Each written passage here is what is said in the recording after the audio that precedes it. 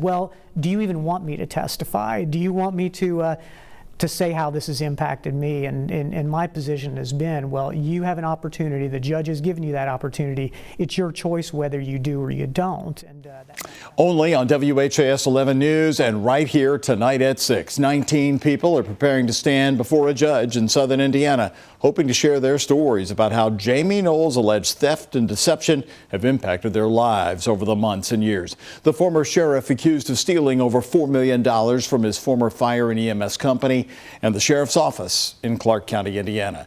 Hello, everybody, and thank you for joining us tonight at 6. I'm Doug Proffitt. Jamey Noel right now is waiting to be sentenced. That's coming up on Monday, October 14th. But will Judge Larry Medlock accept that plea deal offered by the prosecutors? The judge first wants to hear from the victims themselves. So Focus reporter Travis Breeze and photojournalist Emma Gefter headed to Versailles, Indiana today for a one-on-one interview with the prosecutor in the case. We're also tonight going to hear from the victims. The bell is tolling. In Versailles, Indiana, near Cincinnati, Prosecutor Ric Hertel can see the end of probably the biggest case of his career, the Jamey Noel case, which he was assigned to last November. The generosity and the gratitude from some of these folks to say thank you for kind of stepping in and handling this. He's brought 50 total felonies against Jamey Noel and his family for allegedly stealing over $4 million from New Chapel EMS and the sheriff's office and spending it on vacations, jewelry, classic cars, and more. Now Hertel is hearing from the people who should have got that money. Some of them are very gut-wrenching stories. Judge Larry Medlock wants to hear from employees of New Chapel EMS who recently lost their jobs and people who got bad ambulance service. Anyone else that doesn't fit into those groups of categories that is going to speak?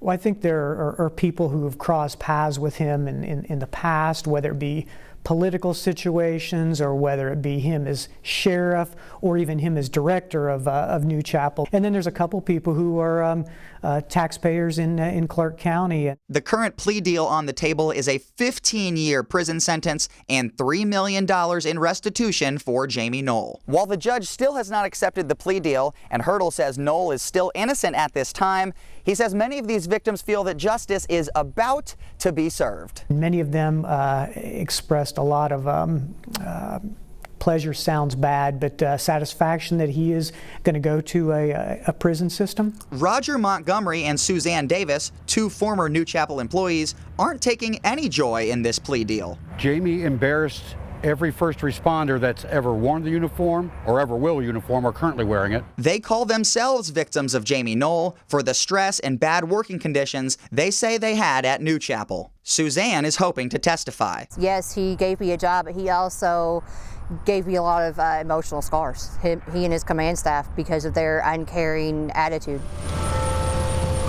While the bell may be tolling on this case, there's still a possibility Judge Medlock will agree with people like Suzanne and say 15 years is not enough. Obviously, I feel that the sentence is appropriate, but if he says, no, it's not appropriate, I'm rejecting it, then I'll do what I do in all the other cases. We prepare for trial. These victims will be the final word in Medlock's ear before he makes his decision.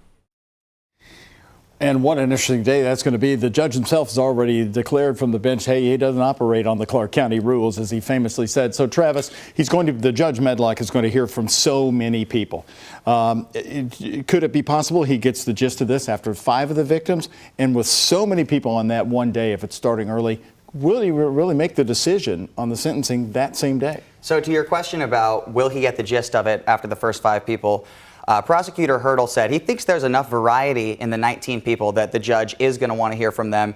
And Medlock has been very clear. He said, I want to hear from all you different people. We're thinking it's going to be about 6 minutes per person. And if they did that all back to back, it would be about 2 hours. There is going to be written submissions as well. Hertel said that he's going to give those to the judge on the 14th. I don't know if he'll get to look at some of those written submissions in, the early morning before trial.